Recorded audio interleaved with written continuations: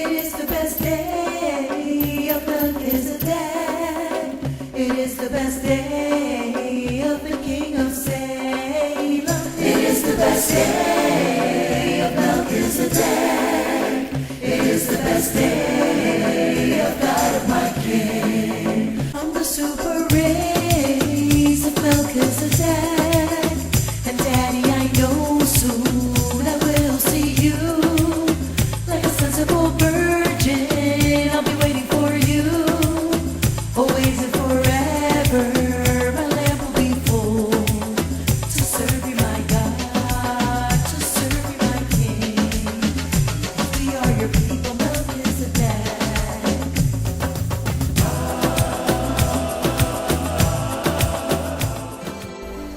Hello, Super Race. Today's topic is the Archangel of Melchizedek, Part 3 and 4, Lesson 669. I am the voice of God on earth, like his voice was before. Moses took them up to the point where they had to go and no further, but Joshua is the one who led them into that new place. You had never heard what I'm telling you today, and that is the comparison that Hugo used about the parallelism or similarity between both. He said that if the Archangel does not arise to start speaking these new things, you would not know how to reach the promised land, because the instructions on how to get there were only given to me. Now let's listen to the third part of this very tremendous topic that your brother Hugo Guevara shares with us. When we see, for example, the first point that we'll develop, the Archangel Michael is announced since Moses. Exodus chapter 23, verse 20. And it says the following: Behold, I send an angel before you to keep you in the way and to bring you into the place which I have prepared. Beware of him and obey his voice. Do not provoke him, for he will not pardon your transgressions, for my name is in him. But if you indeed obey his voice and do all that I speak, then I will be an enemy to your enemies and an adversary to your adversaries. For my angel will go before you and bring you into the Amorites, to the Hittites, and to the Perizzites, and to the Canaanites, and to the Hittites, and the Jebusites, and I will cut them off. Even in the desert, he didn't leave them alone, and much less in the promised land. There was an angel there. But how important what it says, to keep you in the way and to bring you into, imagine that, into the place which I have prepared. It says, behold, I send my angel. Then it says, for my angel will go before you. If you look closer, there is even a grammatical detail that the word angel is written with a capital letter, pointing out that this angel is a person.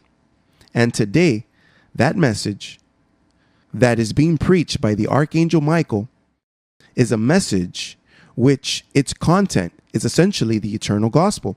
And that eternal gospel that we are receiving today, we've received it in submission. But we also see that there's a group that has rebelled against it. And when we, in a determined time, are submitted to the Archangel Michael, we are submitted directly to Melchizedek, to God himself.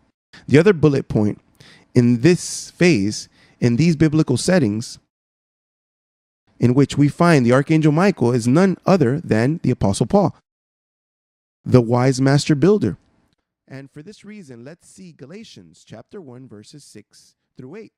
Where Paul says the following: I marvel that you are turning away so soon from him who called you in the grace of Christ to a different gospel, which is not another, but there are some who trouble you and want to pervert the gospel of Christ.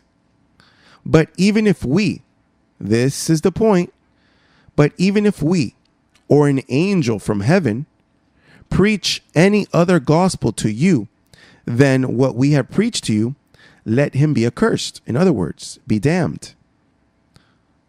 The point is not who preaches it.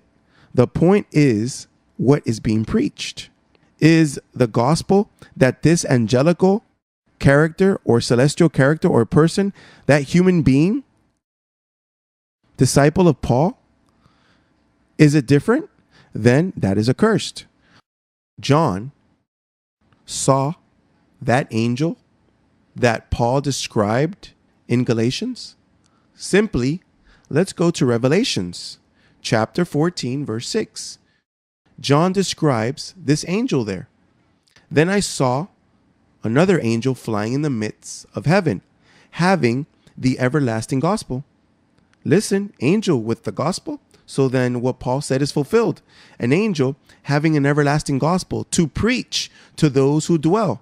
Listen, it wasn't only that the angel carried the gospel. No.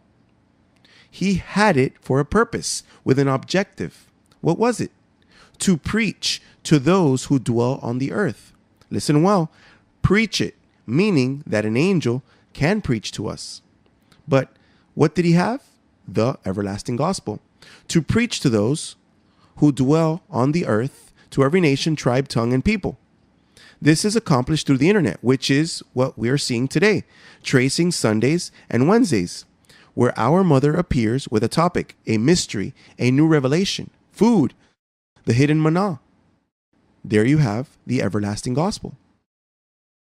But this doesn't stop here. There's another detail. There are more details. Note how the Archangel Michael, Lisbeth, is the angel of the little book that Revelation chapter 10, verses 1 through 7 describe. He had a little book open in his hand, and he set his right foot on the sea and his left foot on the land, and cried with a loud voice, as when a lion roars.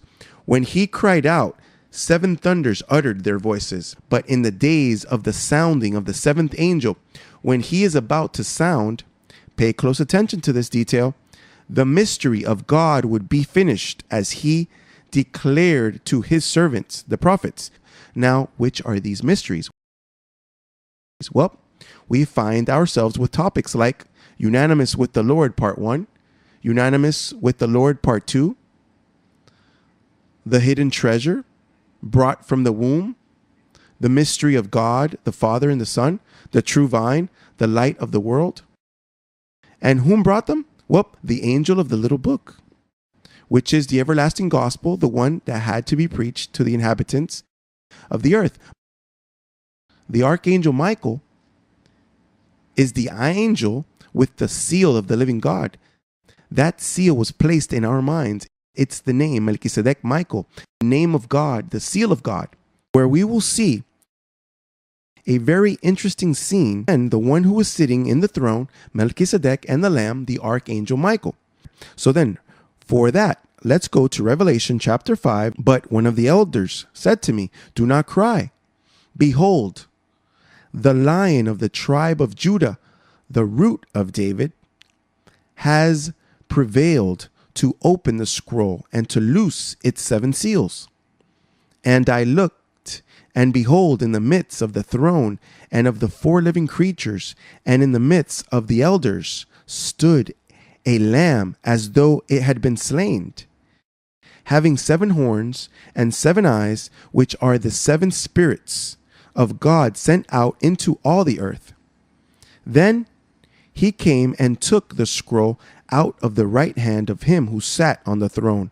And there we see it detailed in a very clear way. There is another setting that I want to share with you where the Archangel Michael appears, and it is in Revelation chapter 7, verses 13 through 17. And it talks about the purpose that the Archangel Michael is developing today for the church. The Lamb, meaning the Archangel Michael, the Lamb that Revelation talks about, pastors the church. Then one of the elders answered, saying to me, who are these arrayed in white robes, and where did they come from? And I said to him, sir, you know. So he said to me, these are the ones who come out of the great tribulation, and washed their robes and made them white in the blood of the Lamb. Therefore, they are before the throne of God, and serve him day and night in his temple. And he who sits on the throne will dwell among them. They shall neither hunger any more, nor thirst any more. The sun shall not strike them, nor any heat. For the Lamb who is in the midst of the throne will shepherd them, and lead them to living fountains of water, and God will wipe away every tear from their eyes. For us that have had the high privilege of being submitted to the Archangel Michael, today we can give testimony of all of this, because all of this description that they would not hunger nor thirst anymore, what all of this is doing is simply describing a figure of the benefits that we are receiving today as a result of being submitted to the order of Melquisedec and to be submitted to the Archangel Michael. What are the two names that we already have established clearly in our minds and in our mouths? What is the name we pronounce as the name that is above all name, Melquisedec and Michael? It is clear. Conclusion. The super race of our God Melchizedek Michael give thanks because they teach us the importance of the ministry of the Archangel Michael, our mother Lisbeth. We know she defends us. She is the angel of the little book. She reveals mysteries and she shepherds us to be able to reach the transformation. Abba Melchizedek Michael. It is the best day of Melchizedek. It is the best day of the King of Salem. It is the best day of Melchizedek.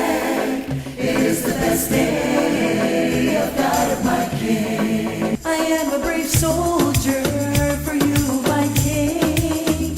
I am a firm warrior. For you I will fight, even though the battle has already been won. I will always defend you forever, my King. To serve you, my God, to serve you, my King. Because we are your people, Melchizedek.